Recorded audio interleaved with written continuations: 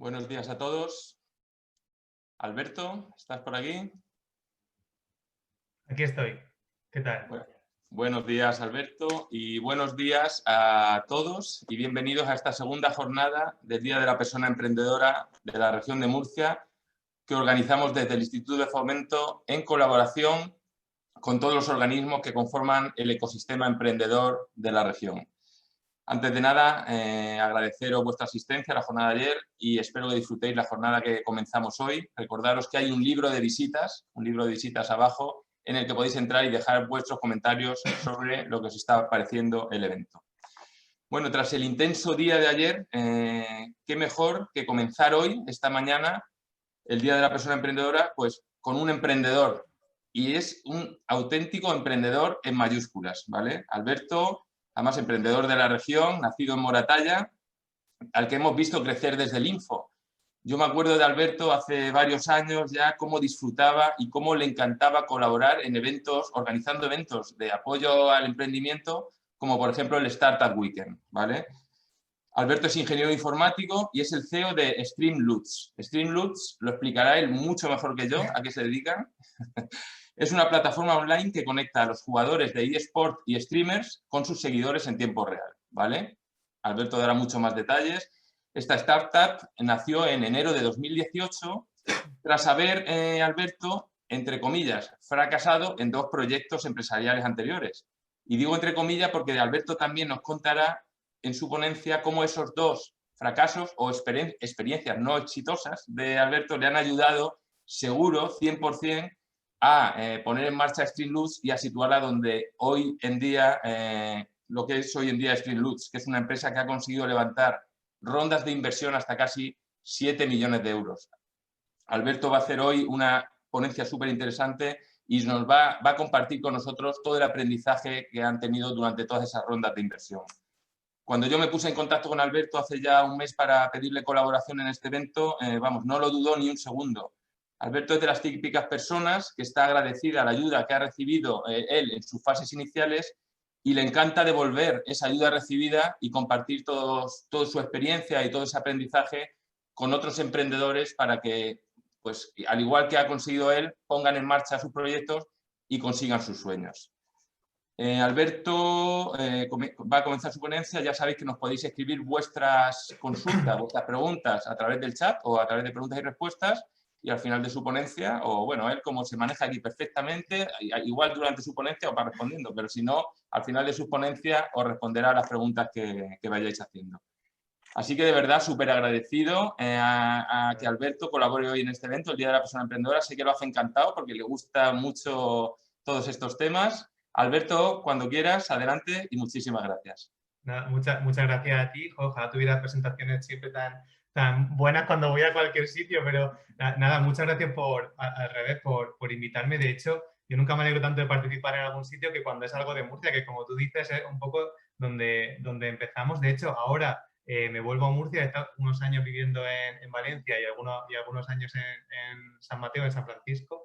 Y ahora el nuevo panorama global que nos permite trabajar o nos ha obligado a trabajar en remoto, pues al final me vuelvo para Murcia. Y de hecho, de la compañía hay varios que somos de Murcia, que nos habíamos exiliado un poco a otras tierras para ocupar la oficina en Valencia y nos volvemos de nuevo a Murcia. O sea que muy contento de volver al evento y de volver a vivir aquí otra vez. O sea que...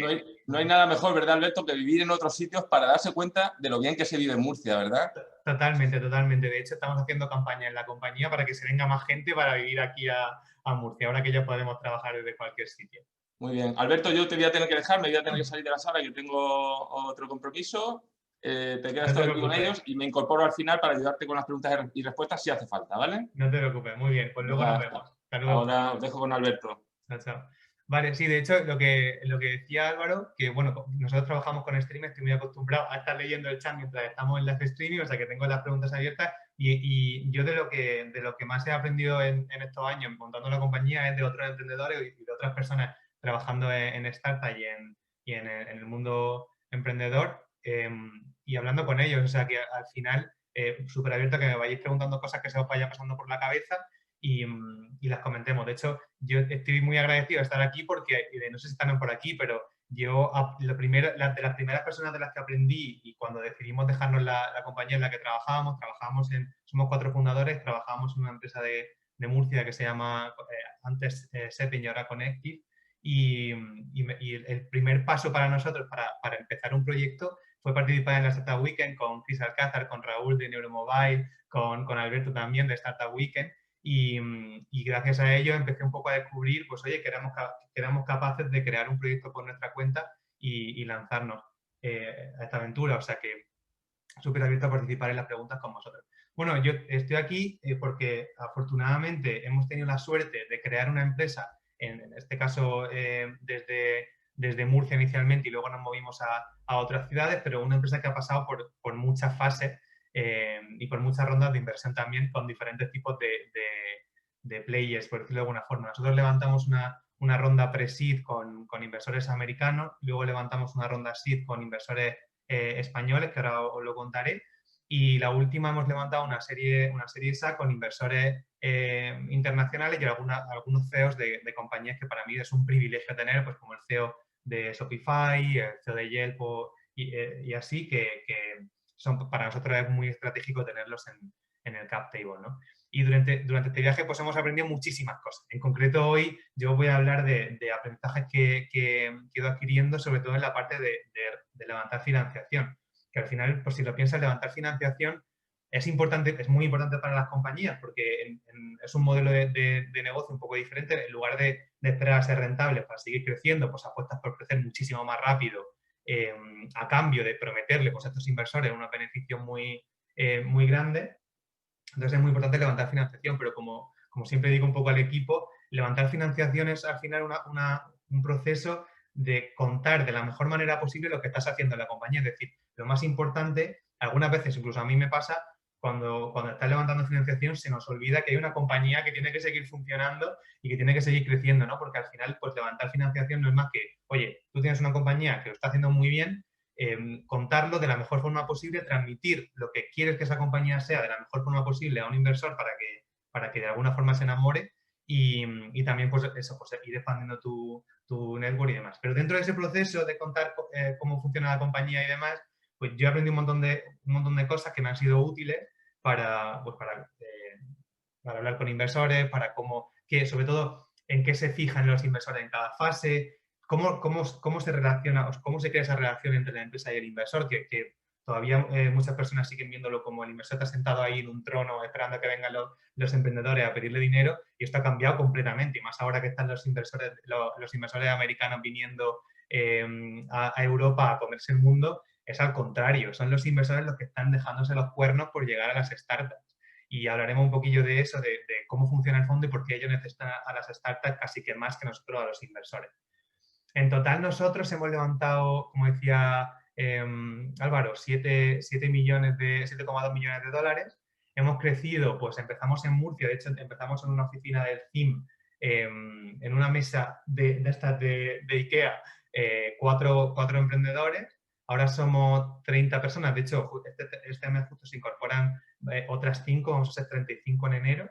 Tenemos usuarios en más de 20 países en todo el mundo y crecemos entre 3x y 5x cada año desde que empezamos. De hecho, este año, para que os hagáis una idea, en el primer quarter enviamos a 2 streamers el mismo dinero que todo el año anterior y en el segundo quarter de este año duplicamos el primer quarter. También es cierto que ahora, este año, pues ahora os contaré lo que hacemos, pero como trabajamos con creadores de contenido, influencers en live streaming, pues ahora con la pandemia, que todo el mundo está en casa consumiendo contenido online, pues ha sido también un boost importante para nosotros. Y lo que os decía, luego al final podemos crear un debate con preguntas, pero aparte preguntarme en cualquier momento, que tengo aquí el chat abierto. Buenos días, David. Bueno, os cuento también sobre mí. Yo soy ingeniero informático, estudié en la Universidad de Murcia. Desde pequeño me han apasionado los ordenadores y los videojuegos. Cuando tenía 12 años me acuerdo que me gustaba mucho el diseño gráfico y en aquella época no había mucho... me dice David que se ha metido audio de un vídeo. ¿Seguís escuchando audio de algún vídeo? Bueno, si seguís escuchando algún audio me decís. pues eso, de pequeño, cuando tenía como 12 años, me gustaba el diseño gráfico, no encontraba dónde encontrar otras personas que les gustara el diseño gráfico y me compré un libro de HTML y PHP y creé un foro para encontrar a esas personas, ¿no? Y eso como que de alguna forma me explotó la mente, ¿no? Porque era como, ostras, esto de programar, que yo no tenía ni idea de que se llamaba programar, ¿no? Me permite crear algo que da valor a miles de personas de tu casa, ¿sabes? Desde tu ordenador en Moratalla hay personas en París que están utilizando tu foro, ¿no? Y eso fue un poco lo que, ahí fue donde me entró la vena de yo tengo que crear algo que llegue a un montón de personas, ¿no? Entonces decidí estudiar ingeniería informática y ahí fue un poco donde empezó todo. Como contaba Álvaro, antes de Streamlit, nosotros, ahora os lo puedo contar en detalle, pero nosotros montamos dos proyectos que fracasaron estrepitosamente, pero como dice él, pues al final, gracias a esos proyectos, llegamos a la idea que tenemos ahora, ¿no?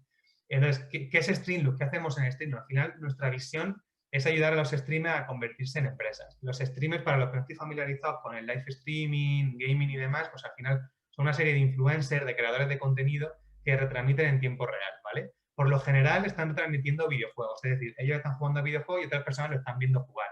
Es un poco al final como algunas veces cuando lo cuento y la gente que no está familiarizada dice, pero hay gente viendo a otros jugar a videojuegos. Sí, esto es como cuando tú ves a alguien jugar a fútbol y no te vas a jugar al fútbol al parque, ¿no? Pues aquí es muy parecido. Lo que pasa es que aquí tiene algunas peculiaridades y es que primero, no solo son videojuegos, hay gente que está cocinando en tiempo real y lo está contando en público, hay gente que está tocando el piano en tiempo real y lo chulo de esto que como el creador de contenido, el influencer, está como yo delante de la pantalla, tiene aquí el chat abierto y la gente que puede hablar, es un contenido interactivo, es decir, pueden ir comentando a los espectadores, como hacía yo ahora con David, que me decía que se escucha un ruido y te puedo contestar, ¿no? Esto es algo que pasa por primera vez, tú estás viendo contenido en televisión y no puedes decirle, no sé, al presentador, oye, haz esto, haz lo otro, ¿no? Entonces, al final, nosotros lo que nos dimos cuenta es que estos creadores de contenido pues ya tenían más o menos métodos para monetizar su contenido, pues tenían suscripciones, que te suscribes a su canal y le envías dinero para que siga creando ese contenido, puedes donar dinero a esos influencers. Entonces, lo que nosotros nos damos cuenta es que los fans también quieren no solo consumir el contenido, sino que también quieren interactuar con el creador, quieren tener como construir una relación más profunda con ellos. Y empezamos a darle vueltas a eso y dijimos, vale, pues vamos a permitirle, al final el creador quiere poder vivir de esto, sus fans quieren interactuar con él pues, o con ella, vamos a crear una plataforma que permita interactuar pagando, ¿no? Y que permita monetizar esas interacciones. Y básicamente lo que hace Streamlit es permitir al fan interactuar con el canjear o comprar interacciones. Esas interacciones son muy variadas porque las elige el jugador, ¿no? Desde juega una partida conmigo, elige el personaje con el que voy a jugar, te envío un saludo en directo. Para que os hagáis una idea, una de las interacciones que más paga la gente es que el creador de contenido, el influencer, está en directo y yo canjeo un saludo y digo, hola Walter, buenos días, gracias por tu interacción, ¿no? Y eso tiene un valor enorme para el espectador. Al final es como si, no sé, tu fan es Beyoncé y vas a un concierto y te saludan en el concierto, pues yo salgo del concierto flipando. Entonces, pues al final nos dimos cuenta de que los fans están dispuestos a pagar más dinero por estas interacciones que por consumir el contenido. Y por lo general, o por apoyar al streamer. Por lo general esto pasa en casi todas las industrias, que el consumidor está más dispuesto a pagar por algo que beneficia a ellos directamente que por algo que es para apoyar simplemente a otra persona, por lo que también pagamos, pero pagamos menos cantidad. Y eso es un poco lo que creamos. De hecho, ahora, justo ayer hicimos un rebranding para cambiarla como el mensaje que enviamos, porque sí que empezamos muy focalizados en monetizar a la audiencia, pero lo que queremos es acompañar al streamer en todo el camino hasta que se convierta hasta que se pueda convertir en una pequeña empresa. Iba a decir pequeña empresa, pero en España hay youtubers o hay influencers que facturan más que empresas del IBEX 35. O sea que al final el objetivo es ayudarles a convertirse en esas empresas. Entonces, como decía, os voy a contar un poco por dónde el camino que hemos ido pasando, pero muy centrado en las rondas de financiación que hemos levantado y en los aprendizajes o en lo que a mí personalmente me ha sido útil en esas rondas.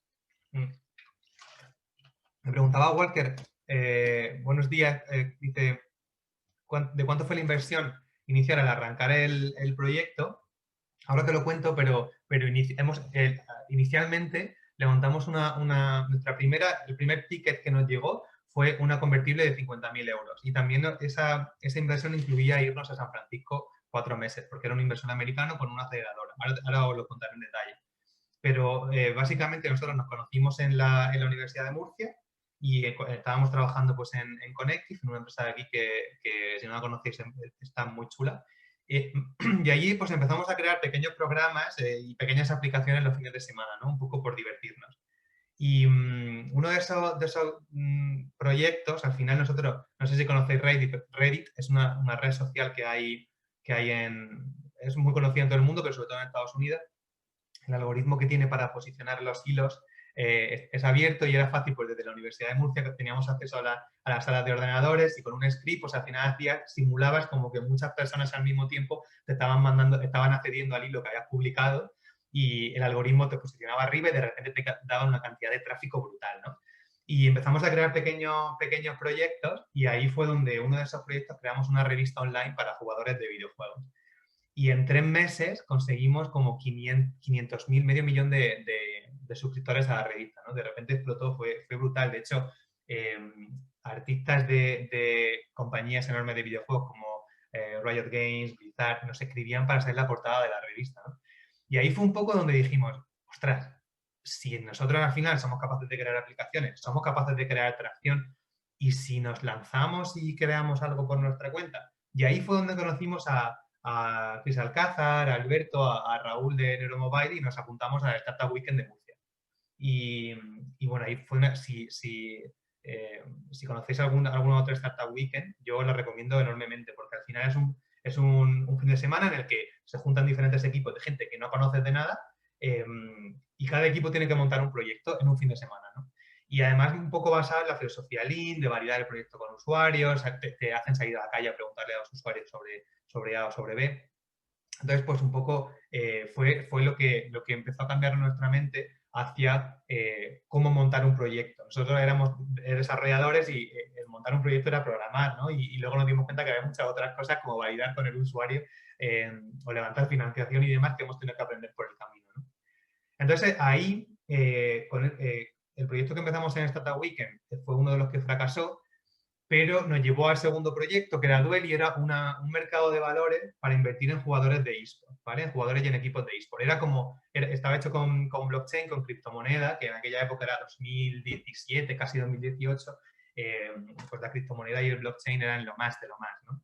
Y al final, pues eso, creamos un mercado de valores para invertir en jugadores de eSport y nos seleccionaron para la última entrevista de Y Combinator, que es una aceleradora que hay en San Francisco, que si no la conocéis os recomiendo que la miréis, os lo pongo en el chat, Y Combinator, y que apliquéis, porque incluso si llegas a la última fase, te llega a... te envían para allá, te pagan el viaje y te pagan el alojamiento, y nosotros fuimos para allá. Cuando llegamos sabíamos que íbamos a cerrar la compañía porque no estaba funcionando, de hecho eso lo dijimos en la entrevista, oye, esto no está funcionando y queríamos venir a comentarlo con vosotros y gracias a ese viaje entramos, no sé ni siquiera cómo nos colamos en un evento de blockchain, pero ahora veréis que hemos tenido que echarle mucha cara cuando estábamos en San Francisco para muchas cosas para poder seguir adelante y nos colamos en un evento de blockchain y ahí conocimos a Dan Draper, que tiene otra aceleradora que se llama Boost VC, que también la recomiendo si estoy montando un proceso, que se convirtieron en nuestros primeros inversores. Entonces, al final, lo bueno que tiene Boost VC es que no solo invierten, que son los 50.000 que nos invirtieron en ese caso que preguntaba Walter, sino que también te dan alojamiento y espacio de oficina en San Francisco. Y eso para nosotros al final supuso un cambio de mente brutal. Si tenéis oportunidad de ir para allá como emprendedores, yo lo recomiendo muchísimo. Es verdad que estáis pensando, este tío en tiempos de COVID que me está contando que vaya a San Francisco a montar una empresa, ¿no? Evidentemente no es necesario, pero a mí personalmente me ayudó muchísimo. Primero, nos ayudó a conocer San Francisco, me explota la mente de la cantidad de emprendedores que hay en todos sitios. O sea, yo recuerdo una vez que me monté en un Uber y cuando me monto y me dice el conductor, oye, ¿te puedes descargar la aplicación que he creado, que es un competidor de Tinder para probar? Y decía, que aquí todo el mundo tiene la mentalidad de montar algo, ¿no? Y es muy diferente a lo que vemos aquí, que es como cuando alguien te dice que quiere montar un proyecto, casi que piensas, ostras, pero y la gente le pregunta, pero ¿te vas a dejar tu trabajo? Y a mí me lo decían, ¿no? ¿Te vas a dejar tu trabajo que estás cobrando bien para no cobrar y no saber qué va a pasar con tu vida? Y allí es al contrario, en plan de, ostras, ¿de verdad no te vas a plantear montar algo? Entonces, esa mentalidad como que cambia un poco y a nosotros nos ayuda también a pensar en ser globales desde el minuto cero. Nuestro producto es un producto 100% digital. Entonces, al final, o sea, como que hay un concepto, yo tengo un concepto muy similar en la cabeza de, pues yo lanzo en España, aprendo del usuario español y luego me internacionalizo. Y de hecho hay muchos proyectos, muchas ayudas, hay muchos pues esos proyectos e iniciativas para ayudar a las empresas a internacionalizarse. Pues en nuestro caso, que no teníamos pues, problemas de logística, problemas de que tuviéramos que tener licencias y cosas así que dependieran del país, que es un producto totalmente digital. Pues al final lo que nos dimos cuenta de estar en Estados Unidos es que podemos lanzar directamente en todos los países del mundo, ¿no?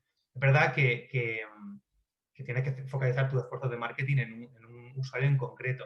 Pero ahí, por ejemplo, nosotros nos dimos cuenta de que lanzar en Estados Unidos y lanzar la plataforma puede ser global desde el minuto uno y que luego hay que aprender a localizar el producto y que localizar no es traducir el producto simplemente. De hecho, eso fue uno de los primeros errores que cometimos, pero al final hay que entender un poco el usuario, que es totalmente diferente al usuario que puede haber en España. Para que os hagáis una idea, aparte de entender, en nuestro caso, pues es una cultura muy de memes, muy de bromas, muy de emotes, ¿no? Además de entender, oye, ¿qué es cool? ¿Qué es ser, imagínate, pues, oye, ¿qué es ser un boomer aquí en Estados Unidos? También hay que entender la cultura y por lo que pasa allí. Una cosa, por ejemplo, muy, muy curiosa que nos pasó es que nosotros ayudamos a los streamers a dejar su trabajo y vivir del contenido que crean, ¿no? Y en España, pues dices, bueno, al final, yo si quiero dar el salto de fe, pues para tener unos gastos mínimos cubiertos, de quizá que el alquiler, si tengo un coche, lo que sea, ya puedo dejarme el trabajo y lanzarme al vacío, ¿no? Me hago autónomo y me lanzo. Y en Estados Unidos de repente te encuentras con que, ostras, que la gente si se deja su trabajo pierde su seguro médico. De repente te da una apendicitis y tienes que pagar 50.000 euros por la operación o te mueres en la calle. Y claro, nos dimos cuenta que la barrera de salto de dejarse el trabajo era muchísimo más alta, con lo cual el producto tenía que enfocar a que el streamer ganara mucho más dinero antes de que se convirtiera en un streamer a tiempo completo, etcétera, ¿no? Entonces, al final, eso es algo que aprendimos un poco gracias a estar allí y que bueno, si no queréis iros a Estados Unidos, porque tampoco es como te dice, me voy aquí al Albacete, pues al final que yo lo tendría muy en cuenta, ¿no? Que cuando vayáis a un usuario de Estados Unidos, que intentéis validar todos los MVPs, todos los prototipos con personas de Estados Unidos y que habléis con personas de Estados Unidos, porque el idioma es un 1% de lo que puede cambiar un producto, ¿no? Cuando nos vamos allí a Estados Unidos, nuestra primera ronda fue con Business Angels, ¿vale? El primer inversor fue Alan Draper, este que os comentaba que tenía aceleradora, y luego se fueron añadiendo otros Business Angels con notas convertibles. Yo no sé si las habéis utilizado antes en el pasado alguna vez o no. Yo es el instrumento que más recomiendo, pero de aquí, vamos, de aquí a Lima. Se llaman Convertible Notes o en Estados Unidos le llaman SAFE, que básicamente es una forma de decir al inversor, oye, tú me das X dinero, pero este dinero es demasiado poco, imagínate, 50.000, 20.000 euros, como para que yo me ponga contigo a negociar una valoración de la compañía, unos términos estrictos y demás. Yo voy a de alguna forma a poner el precio y unas mínimas restricciones, pues, por ejemplo, un cap, que es el máximo a lo que te voy a cobrar, a lo que vas a cambiar tu dinero por acciones, te voy a poner un descuento con respecto a las inversiones que vengan después, pero es súper ágil, porque firmas un documento que ni siquiera tiene que elevarse a público ni llevarlo a notaría ni nada, firmas un documento por DocuSign, por Signaturi, y el dinero lo tienes en la cuenta al día siguiente. Entonces, lo que hicimos nosotros fue, en lugar de esperar a cerrar una ronda, que la primera ronda pre-seed fue de $500.000, en lugar de esperarnos a cerrar el $500.000, que te puede llevar, pues, 6 meses a cerrar tu primer $500.000, pues cuando tienes los mismos 50.000, ya te da para contratar a una persona. Cuando llegas a otro business angel, te mete otros 50.000, otros 30.000, te da para invertir en X cosas, ¿no? En alquilar una oficina un poco más grande. Y así fue un poco como lo hicimos. En esta primera fase, yo lo que más recomiendo es, y lo que nos ha servido a nosotros mucho es romper mucho las normas y dar un poco el cante. Para que os hagáis una idea, nosotros fuimos a la aceleradora esta de San Francisco y pues al final de la aceleración hay un demo day en el que todas las empresas presentan su compañía a un montón de inversores. Y yo veía los ensayos de las ponencias y yo veía, oye, pues todo estaba basado en yo soy un ex Google, yo soy ex Facebook, yo hice un proyecto de PhD en la Universidad de Stanford y yo llegaba y decía, bueno, pues nosotros somos 4 ingenieros de la Universidad de Murcia, ¿de qué dirían? ¿De qué? ¿Dónde está Murcia? ¿Eso existe? Claro, en San Francisco pues todavía hay que hacer mucha imagen de Murcia para que sepan lo que es, ¿no? Pero incluso a España ya les cuesta localizarlo. Y dijimos, tío, o hacemos algo aquí para que nos recuerden, pues esta gente se va y pasamos como quién es esta peña que no sabemos quién es, ¿no? Y como nuestro proyecto es un poco así canalla, lo que hicimos fue, la gente canjea cartas, imagínate, yo estoy ahora mismo retransmitiendo, me canjean una carta que dice, pues ponte un gorro de unicornio. Y eso fue lo que canjeamos, ¿no? Simulábamos que mientras yo estaba haciendo el pitch me canjeaban cartas de vestirme de unicornio. Y pues al final a los inversores les sorprendió que yo hiciera el pitch vestido de unicornio, lo postearon en Twitter, el tweet se hizo viral y empezaron a llegarme inversores por Twitter diciéndome, oye, he visto lo que hacéis, me encanta el live streaming, quiero invertir. De hecho, la primera inversora que tuvimos después de esto es una chica de Singapur que ahora vive en Londres, que era campeona olímpica de hípica, había ganado dinero con eso e invertía en startups del mundo del gaming, ¿no? Y nos llegó gracias a ese tweet. Entonces, al final yo, en esta fase, creo que lo que más nos sirvió fue romper un poco la regla, dar mucho el cante, colarnos en 1000 eventos en San Francisco. Yo para ese caso, para la parte esa de hablar con personas nuevas y demás, soy un poco vergonzoso y lo pasaba un poco mal, pero al final me di cuenta de que era necesario.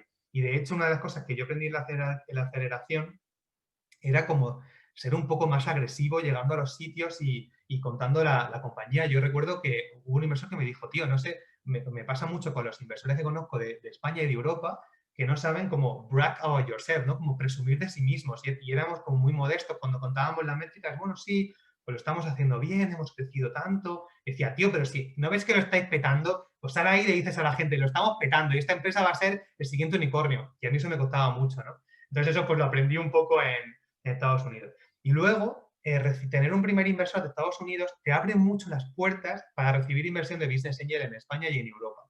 Porque al final, luego os contaré el porqué, pero a los inversores de Europa y de España les interesa coinvertir con inversores de Estados Unidos porque por lo general, desafortunadamente, aunque esto está cambiando, los exits en Estados Unidos pues históricamente son más grandes o tienen un histórico de exit mucho más grande. Entonces, ¿qué pasa? Que a los inversores y business angel de Europa y de España les interesa mucho participar en una empresa en la que tiene inversores americanos, porque da acceso a esos inversores. Al final los inversores de tu cap table se conocen y tú como CEO y como emprendedor puedes aprovechar esa relación entre ellos como una carta, ¿no? para jugarla.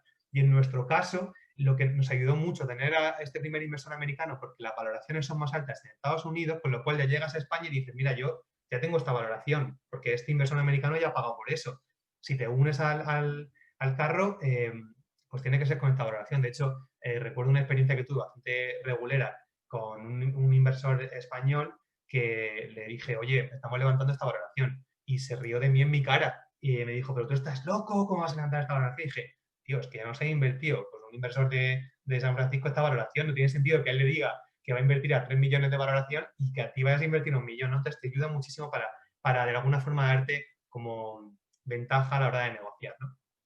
Y el último aprendizaje de esta ronda para mí fue que si eres un emprendedor primerizo como lo soy yo, las aceleradoras ayudan muchísimo. A nosotros nos ayudaron pues incluso a entender que era un convertible note. No tenían ni idea de lo que era un convertible note. Y nos ayudan también a crear como la primera network para expandirte y llegar a inversores. Al principio pues yo conocía pues a mi hermana, a mi primo y a mi madre, pero esta gente no tenía amigos en Estados Unidos en ningún fondo de inversión, ¿no? Entonces te ayuda mucho a eso. Me pregunta Santiago que si cuando me presento a un inversor o una ronda de aceleración, si tienes que presentar un proyecto totalmente estructurado o puedes presentar una idea y luego se desarrolla la estructuración. Yo diría que ni se presenta una idea ni un proyecto estructurado. Yo diría que se presenta una tracción. Al final, yo lo que me he dado cuenta es que presentas una idea y vendes una idea futura de lo que vas a construir. Hola, Nacho. Pero lo que más llama la atención en las primeras fases, en la fase early, es la atracción que tengas. Móntate un MVP que sea, nuestro MVP era una página súper cutre, que el backend eran documentos de Excel, de Google Sheets, y que no había ni siquiera un botón de login. O sea, la gente para apuntarse se apuntaba con un Google Form y manualmente le creábamos la cuenta. pero al final es como lanza algo que te permita demostrarle a un inversor, oye, mira, tengo esta idea, el mercado puede ser así de grande y mira la atracción que tengo, ¿no? Entonces, al final necesitas un mínimo producto, aunque sea una landing page con un botón de pagar y que cuando vayas a pagar no se pueda, que le pueda decir a un inversor, mira, he puesto una landing page con este mensaje, con un botón de pagar y 1000 personas han intentado pagar, ¿vale? Entonces, bueno, creo que tenía que darle a responder, pero ya lo he respondido sin darle. Vale, entonces, cuando estábamos volviendo un poco a lo que os contaba, con la primera ronda de convertibles levantamos en total 500.000 euros, ¿vale? Que, como decía, no fueron 500.000 euros de golpe, fueron 50.000, 20.000, 100.000 de diferentes business angels y también de un fondo de aquí de España que se llama ahora Draper B1, antes se llamaba B-Booster, también muy recomendable, por cierto. Con ese dinero, con los 500.000, contratamos a 4 personas y ahí fue un poco, ahí nos fuimos a Valencia. Ahora la verdad es que estoy contento de decir que hemos vuelto a Murcia porque lo que nos pasaba era que buscábamos pues, personas que estuvieran pues, en el mundo de los videojuegos, en el mundo que hubieran pasado por el mundo de los eSports y demás. Y en Murcia nos costaba encontrar. De hecho, mi grupo de amigos de la universidad, de programadores que había conocido en la universidad, se han tenido que mover a Madrid, a Barcelona para encontrar trabajo. Y ahora estoy contento de ver que muchas personas de las que yo he conocido de la universidad han vuelto a Murcia porque trabajo aquí y eso es una maravilla. Y aparte porque con el COVID las empresas han cambiado un poco su mentalidad, incluida la nuestra, y trabajamos en remoto, ¿no? Entonces ahora la gente pues dice, si puedo trabajar desde donde quiera, me voy a Murcia que se come muy bien y se vive muy bien. Luego, pues contratamos a 4 personas y nos vinimos para España y nos situamos en la oficina en Valencia. Y ahí fue donde conocimos a un fondo español que se llama Samaipata. No sé si lo conocéis, pero si estáis pensando en levantar, pedidme una intro porque son la leche. Es un fondo español, aunque tienen oficinas también en París y en Londres, y tiene, ahora me he abierto una también en Berlín. Y desde el primer momento, pues como que coincidimos mucho en la mentalidad que teníamos. El fundador de Samaipata también es un fundador era fundador de otra compañía que se llama La Nevera Roja. Esto es algo que yo recomiendo muchísimo. Si tenéis la oportunidad de que os invierta un fondo con emprendedores dentro del fondo, ir a ese fondo 100%, porque ya vienen con una experiencia de montar una compañía. Al final, de hecho, si os dais cuenta, los emprendedores que han vendido una empresa de forma exitosa y vuelven a levantar otra empresa y vuelven a montar otra empresa, reciben financiación muy fácil. Y es porque al final, para montar una empresa, yo diría que si tuviera que poner una balanza, un 10% sería la idea y un 90% la ejecución. Y alguien que ya vendió una empresa, pues ya conoce la ejecución de cómo montarla, ¿no? Entonces, pues un poco... hola, Álvaro, bienvenido de vuelta. Y entonces, pues eso, si tenéis oportunidad de que en el fondo haya o esté montado o participe en partner que haya montado empresas anteriormente, vamos, para mí esos fondos ganan muchísima ventaja. Entonces, pues al final, Samaipata estaba muy enfocado en marketplaces y coincidíamos mucho en la idea de empresa que queríamos construir y decidimos trabajar juntos, ¿no? Nos invirtieron $1 millón más o menos, porque también participaron algunos inversores anteriores que ya teníamos.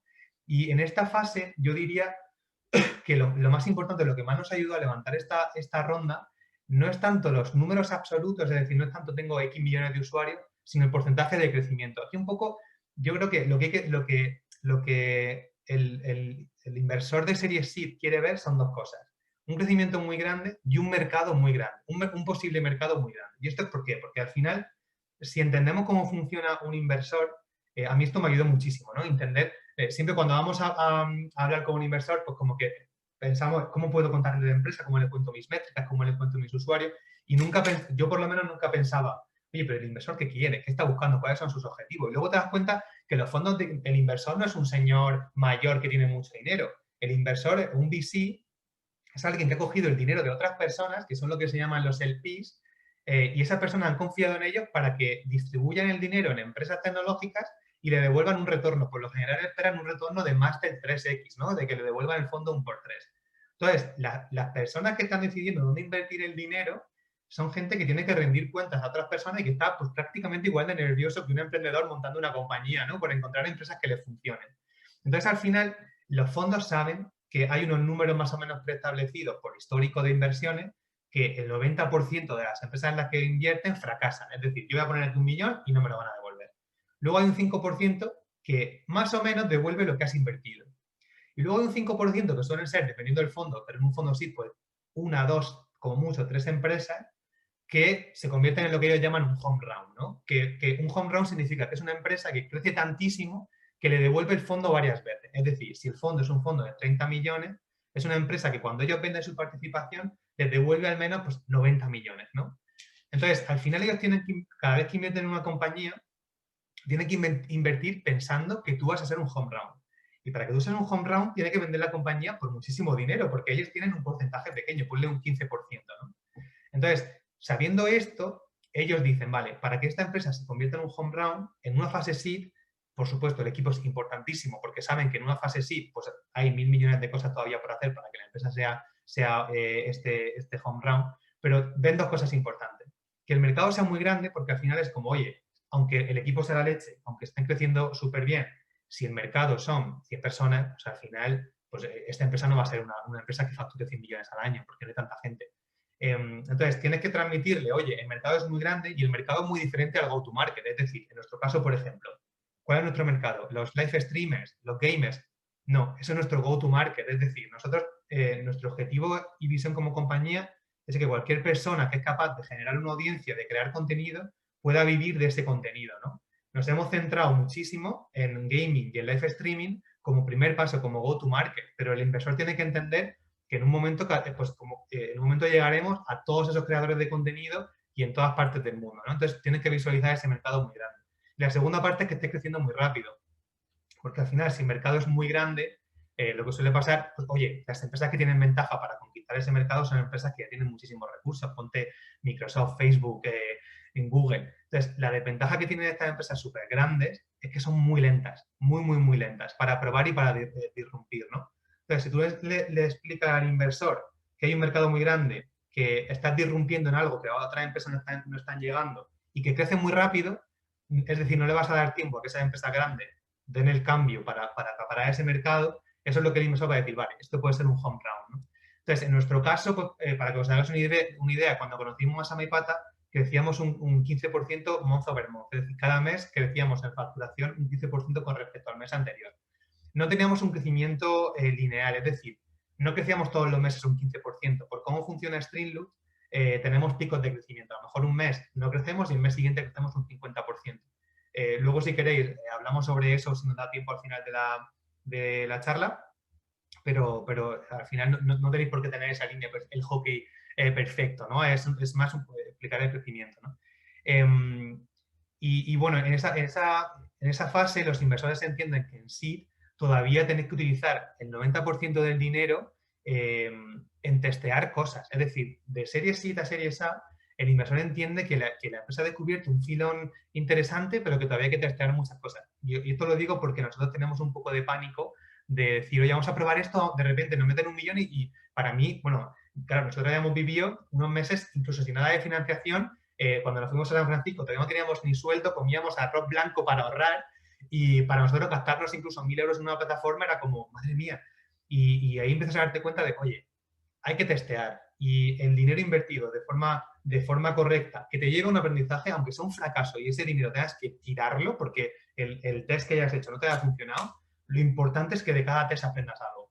Porque al final es muy complicado. Nadie sabe, bueno, no sé, a lo mejor Jeff Bezos lo tiene muy claro, pero yo no conozco a ningún emprendedor que diga, tengo que hacer esto y en 2 años estoy en bolsa. Entonces tienes que probar 1.000 cosas. Y nosotros hemos probado 1.000 cosas que no han funcionado, ¿no? Incluido 2 empresas que han fracasado. Entonces el inversor lo sabe. Aquí en esta fase, con el dinero de la seed, con ese millón, contratamos a unas 15 personas. Aquí cometimos un error de contratar demasiado rápido.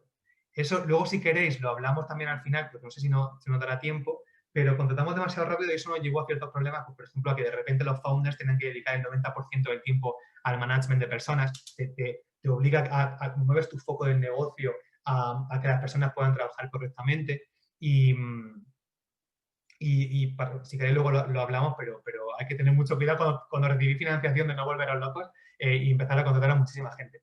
Pregunta si puedo compartir los links de los business angel y fondos de inversión en los que has comentado. Claro, mira, mi Twitter es albert_mg. Si queréis, luego me puedes escribir por ahí y te digo un poco las personas que nos han invertido. De hecho, en Crunchbase se puede ver los VCs, pero los business angels no. Pregunta, vale, Bernabé pregunta otra pregunta, pero lo mismo. Por ahí tenéis el Twitter y me podéis preguntar. Lo que estaba contando un poco en la serie SID con Samaipata, yo lo que descubrí con Samaipata es la importancia de tener inversores que te ayuden y que sean capaces de remangarse y de ir de ayudarte a levantar la compañía y no inversores que vengan a pedirte cuenta. Nosotros, para que os hagáis una idea, cuando llega Samaipata, no sabíamos en lo que era un cohort, ¿no? Para medir la retención de los usuarios.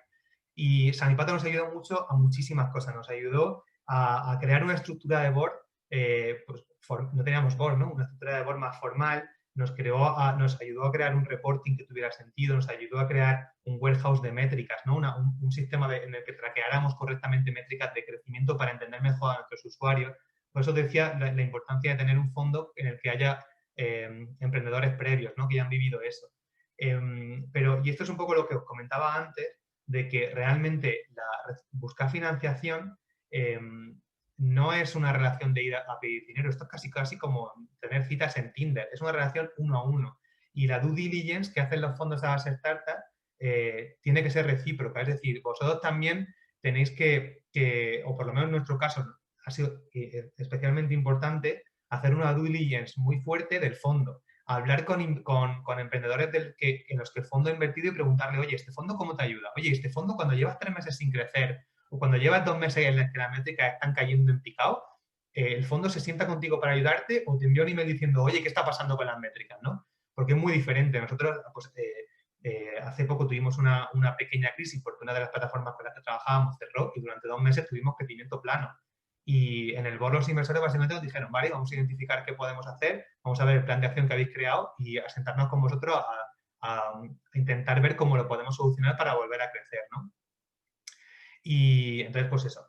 Pregunta Nacho, ¿qué suele importar en la due diligence? Depende de la fase. En esta primera fase sí, en la due diligence, sobre todo, no es muy importante las cosas legales. De hecho, si es un visita, va a poner un abogado que te hace la due diligence legal a nivel de que tengas todo controlado, excepto si estás haciendo algo un poco chungo, ¿no? Un poco ilegal, siempre puedes encontrar pequeños errores. Oye, mira, que es que esta persona la ha dado de alta en un epígrafe que no es el correcto. Oye, que esta ley de protección de datos tiene X errores, ¿no? Y no pasa nada. Entienden que esas cosas pasan y que la gente se equivoca. Entonces, en la due diligence yo creo que lo más importante que hacen es validar el equipo. Es decir, hablan con el equipo y validar que de alguna forma las personas que están en responder a la pregunta de, vale, la oportunidad es muy grande, el mercado es muy grande, ¿por qué eres tú la persona que puede llevar la empresa adelante, ¿no? Y ahí pues cada emprendedor tiene que sacar pues sus virtudes, ¿no? Oye, pues puede ser porque tengo mucho conocimiento del sector, puede ser porque tengo una pasión que flipas para liderar personas y las personas en las que lidero les transmito una visión y un optimismo y una pasión que hace que sea capaz de traerme el mejor talento a la compañía. Pues cada founder es un poco la virtud que quiera destacar ahí. Y bueno, lo que os decía, me había quedado con la serie SEED y la importancia de tener inversores que os ayuden pues eso, a crear el board, a crear una mejor estructura y que os ayuden en general a seguir creciendo. A partir de esa serie SEED, en la que contratamos a 15 personas y demás, eso fue en 2019 y a final de 2019, en noviembre, me voy para Estados Unidos a hacer un simulacro de series A. El simulacro fue un fracaso total, o como diría Álvaro, un aprendizaje no exitoso, ¿no? Algo así, una experiencia no exitosa. Yo me fui a Estados Unidos y me vine, pues, iba a decir casi llorando, pero me vine llorando. Y creo que, igual que con las empresas que habíamos fracasado, ese simulacro de Series A me ayudó muchísimo, me ayudó muchísimo. Una de las cosas que aprendí es que levantar dinero es al final una habilidad como aprender inglés, que tienes que practicar, que no se aprende leyendo un libro, coges muchos consejos, hablando con otros inversores, pero es que tienes que practicar. Y ahí empecé a crear un proceso para levantar financiación, ¿no?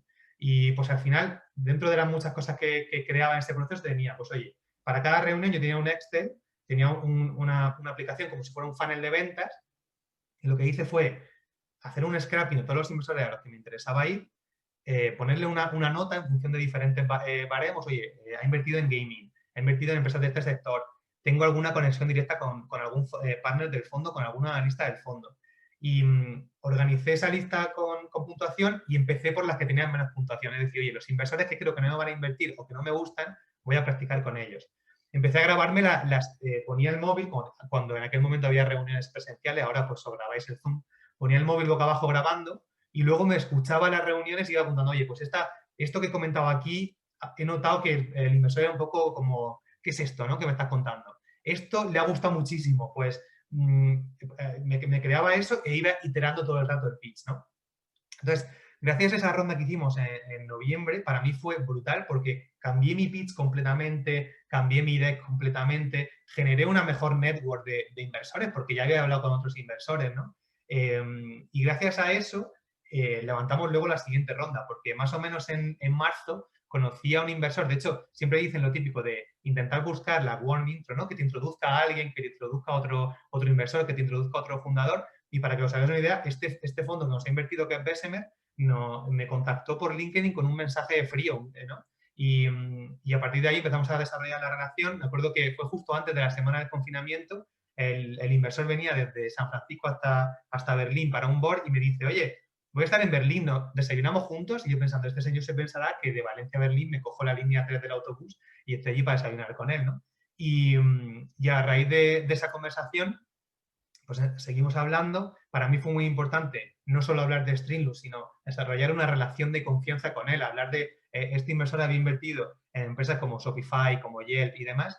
Y de hecho, una cosa que luego él me ha contado que le gustó muchísimo es que yo en un principio lo planteé como, oye, yo este tío ni siquiera, probablemente no me invierta, pero tiene acceso al CEO de Shopify, al CEO de Yelp, al CEO de LinkedIn, al CEO de Pinterest, que me dé acceso a esa gente, ¿no? Y yo le dije, oye, pues mira, si tú me quieres ayudar y demostrarme que eres un fondo que me va a ayudar en el futuro, a mí me encantaría tener acceso a estas personas para hablar con ellos, para comentar el modelo y demás. Me dio acceso a esas personas porque también el fondo tiene que demostrarte que es útil para ti. Es lo que os decía antes, que el paradigma inversión ha cambiado totalmente y ahora son los inversores los que se tienen que pegar de leches por llegar a las empresas, ¿no? Y le pedí acceso a esas personas y luego algunos de ellos se han apuntado a Streamlabs como inversores, ¿no? O sea que yo diría que aprovecháis a los fondos con los que habléis y que desde el primer momento, cuando vayáis a una reunión con ellos, tengáis claro que la relación es mutua. Es decir, que igual que ellos os preguntan cosas para conocer la compañía, que le preguntéis cosas para conoceros a ellos, que les pidáis referencias, que les pidáis conexión con founders en los que han invertido y no solo empresas que han ido muy bien, también en las que han ido mal, para que descubráis el tipo de inversor que es, cómo se comporta el inversor en las buenas y también en las malas, y también para que el inversor vea que, ostras, este emprendedor se preocupa por, al final, tu cap table y el porcentaje de tu compañía es lo más valioso que tienes. Entonces, al final ellos tienen que ver que tú te preocupas también por a quién le das ese porcentaje, porque luego ellos se van a unir a tu viaje y se pondrán de tu lado cuando vayas a conocer a otros inversores, ¿no? Entonces, un poco, pues gracias a esta ronda, con ellos levantamos 5,6 millones, no solo de Bessemer, sino que los inversores previos también pusieron más dinero.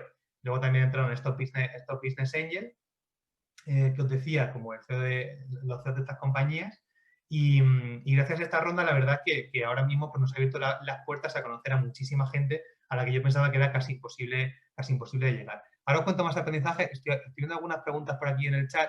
Y pregunta, yo estoy muy perdida, dice Marilla, y quería preguntar si tras una idea formalizada, ¿cuál es el siguiente paso? Los Business Angels, yo diría que tras una idea formalizada, el siguiente paso es conseguir tracción para esa idea, de la forma más cutre que encuentres. Es decir, tú tienes una idea de, oye, yo quiero conectar restaurantes con ciclistas para que hagan venta de tapas healthy, ¿no? Pues al final que te montes algo para poder decirle a un inversor.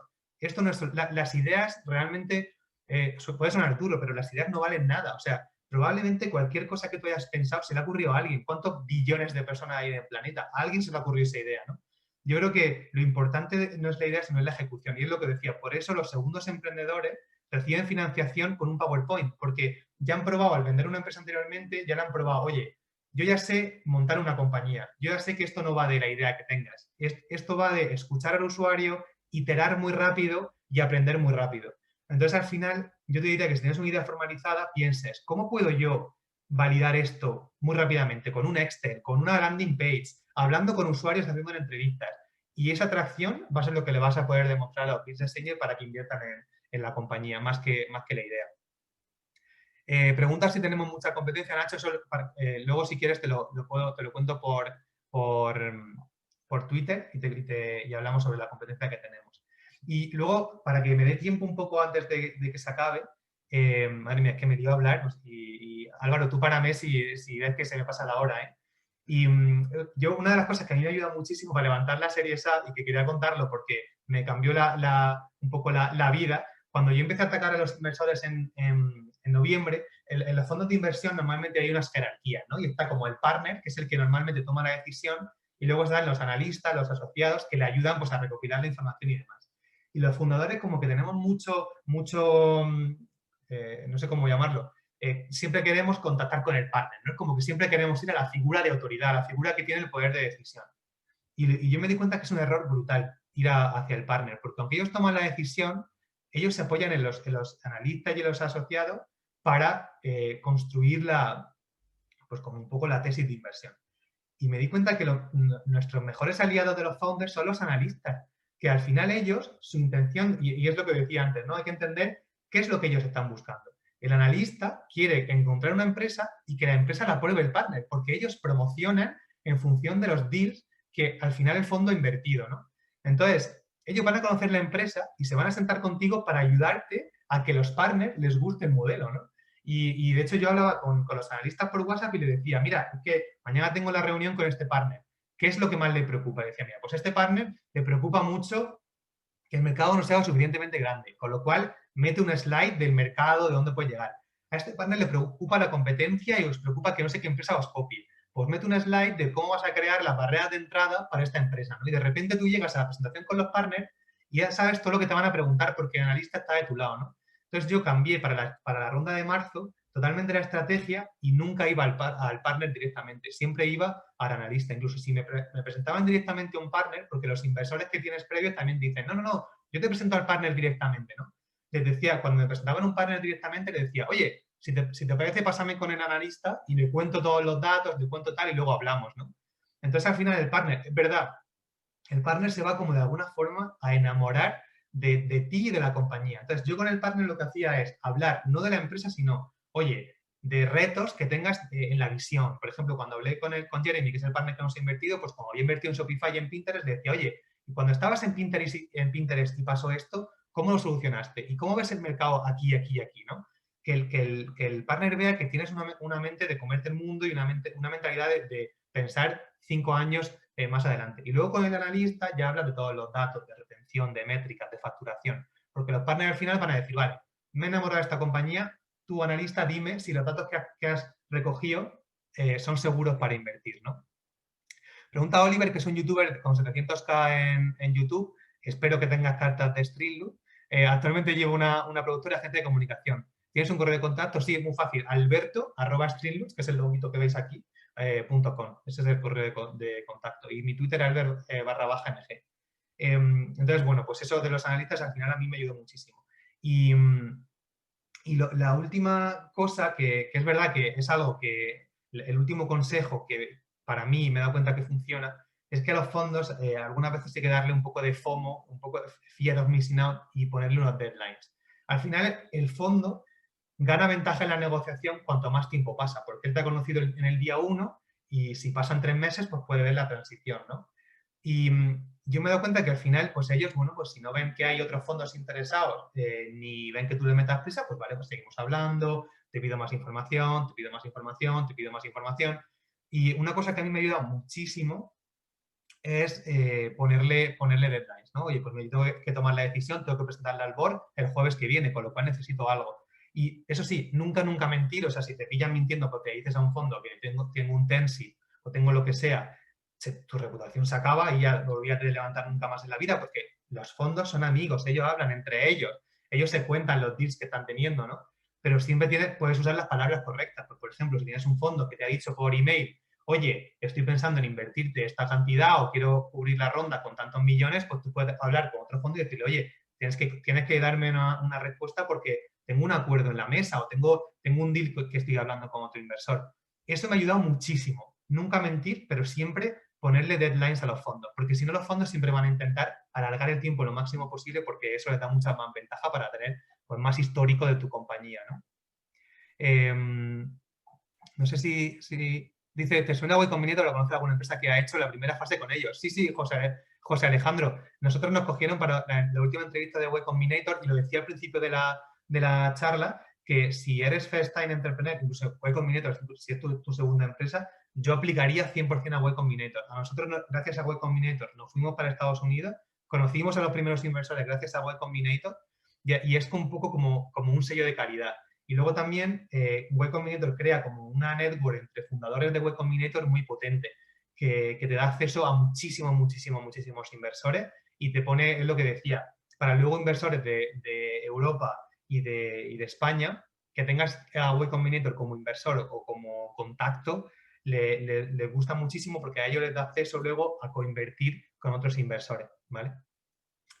Bueno, tenía algunas más cosillas que contar, pero veo que se me acaba el tiempo porque me he liado a hablar de muchas cosas, Álvaro. No sé si hay más preguntas por aquí que quieran que veamos y si no, lo que os decía, que por Twitter me podéis encontrar o por email también, pero bueno, por donde queráis y por ahí hablamos y nos tomamos un café virtual o lo que sea. Y quedan 3 minutos. ¿Cuánta información? La verdad es que da gusto escucharte, Alberto. Claro, has aprendido tanto en estos 3 años que la verdad es que da gusto que puedas compartir ese aprendizaje. Lo he dicho al principio, Alberto, nada más llamarle dijo lo que haga falta porque es típica persona, buena persona que agradece toda la ayuda que recibió en su día y quiere compartir ahora con otros emprendedores todos sus conocimientos. Así que yo te agradezco muchísimo esta charla y como vuelves a Murcia, Alberto ha dicho que vuelves a Murcia físicamente, contaremos contigo a partir de ahora. Perfecto, en enero ya estoy ahora estoy en Moratalla y en enero ya viviré allí en Murcia, así que para cualquier cosa pues nos avisamos y nos tomamos un café aunque sea saludándonos con el codo. Sí. Porque Streamloots, ¿qué planes para 2021? ¿Qué planes tienes? ¿Sigue creciendo? ¿Sigue esa curva exponencial, Alberto? Sí, seguimos curva exponencial. Lo que estamos haciendo ahora, de hecho, justo empezábamos ayer la nueva campaña. Nuestro foco está puesto ahora mismo en Estados Unidos. Seguimos creciendo en España, pero el mercado que más revenue nos aporta ahora mismo es Estados Unidos. Ahora mismo estamos muy centrados en contratar a más personas en el equipo, sobre todo el equipo de producto. Y el objetivo es lo que comentaba antes, pasar estamos muy centrados en monetizar a la audiencia, nos estamos abriendo a cubrir otras necesidades que tienen los streamers. Por ejemplo, pues oye, en Estados Unidos no tienen acceso a un seguro de salud. Cuando te das de alta, cuando te dejas la compañía, pierdes el seguro de salud porque está ligado a la compañía en la que trabajas, por darle acceso a ese seguro de salud. No tienen acceso, por ejemplo, a pedir un préstamo. Tú te haces youtuber y vas a un banco y le dices, oye, no, que yo voy a poner que yo tengo un canal de YouTube que me reporta 100.000 euros al mes. Y dicen, ya, pero ¿esto qué es el canal de YouTube? Y no te dan un préstamo, ¿no? Pues ayudarle a que tengan acceso a esos servicios financieros. De alguna forma, nuestra visión es que dentro de unos años, cuando tú termines la universidad, el instituto, lo que quieras, que te puedas plantear de igual manera y ser igual de viable, irte a trabajar en una compañía o ser un creador de contenido que pueda monetizar su contenido o llegar a su público de forma directa, ¿no? Y que tenga los mismos beneficios que puede tener alguien que trabaja pues como yo en una consultora o antes en una consultora o como programador o como el trabajo que sea. Una última pregunta, Alberto. Igual la has contestado porque no me he podido quedar a toda la ponencia. ¿La contratación de personal la hacéis vosotros directamente? Y segunda, ayer es que surgió en varias ponencias este tema. Cuando contratas a tu equipo, la balanza entre conocimientos y formación y actitud, ¿vale? ¿En qué balanza pones tú esas dos variables? Pues muy buena pregunta. Y, a ver, te diría de primeras que aptitud 99% más importante, porque con actitud se puede aprender y coger conocimientos. Ahora, nosotros una cosa que nos ha pasado es que contratamos a muchísimas personas, incluidos nosotros, los founders, no teníamos experiencia previa montando compañías. Y contratamos a gente con un talento brutal, pero con poca experiencia en el pasado, ¿no? Y lo que nos ha pasado ahora es que ha llegado un momento en el que, claro, necesitamos traer como esas píldoras de conocimiento a la compañía para que el potencial que tenemos pueda seguir creciendo, ¿no? Entonces yo diría que siempre, si yo volviera a repetir las contrataciones, diría, vale, seguir contratando potencial y actitud, pero buscar que siempre haya al menos una cantidad pequeña de experiencia, ¿no? No sacrificar, no contratar a alguien que sea un poco gilipollas, ¿no? Pero buscar que es mucho más difícil encontrar esos perfiles, pero decir, vale, pues voy a contratar a alguien que sea maravillosa persona y con un potencial muy bestia, pero que también tenga experiencia. Y es lo que estamos haciendo ahora. Ahora estamos contratando, en lugar de contratar a muchas personas, a unos perfiles muy concretos que nos cuesta mucho más encontrar, porque al final, cuanto más experiencia concreta buscas, pues menos personas hay, ¿no? Claro. Y luego tienes que validar que sean buenas personas, ¿no? Entonces, diría que la actitud para mí es más importante, pero luego centrado siempre en nivelar la cantidad de potencial que tienes con la cantidad de píldoras de experiencia y de conocimiento que traes. Pues muchísimas gracias, de verdad, Alberto. Se nota que te encanta transmitir, te encanta ayudar, lo haces fenomenal, así que contamos contigo desde el Instituto de Fomento para futuras colaboraciones, ¿de acuerdo? Perfecto. Pues nada, un abrazo y que tengáis buen día. Muchas gracias a todos los asistentes. Aprovechar y contactar con él por redes sociales, que os atenderá con mucho gusto. Muchas gracias, Alberto. Un abrazo. Hasta luego. Adiós. Chao.